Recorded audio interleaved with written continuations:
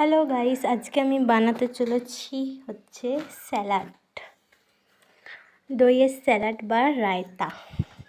তো তার জন্য আমি গাজর, পেঁয়াজ, লঙ্কা, লেবু সব কেটে কুচি করে রেখেছি। তার সাথে টক দই আছে আর শসাগুলো কুচি কুচি করে নিয়েছি। এর মধ্যে আমি দিয়ে দিচ্ছি টক দই, যতটা খাবো ততটাই দিচ্ছি। তারপর দিয়ে দিচ্ছি গাজর কুচি,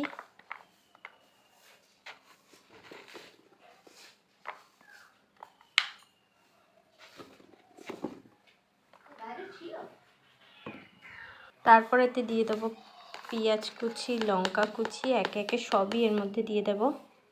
সব কিছু দেওয়া হয়ে গেলে এতে দিয়ে দেবো লেবুর রস।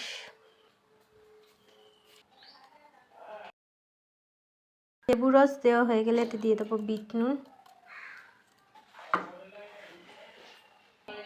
এবার সব কিছু একটু মেখে নেব ভালো করে। মিক্স করার পর এরকম এসে এতে একটু দিয়ে দেবো সানরাইজের গোলমরিচ গুঁড়ো,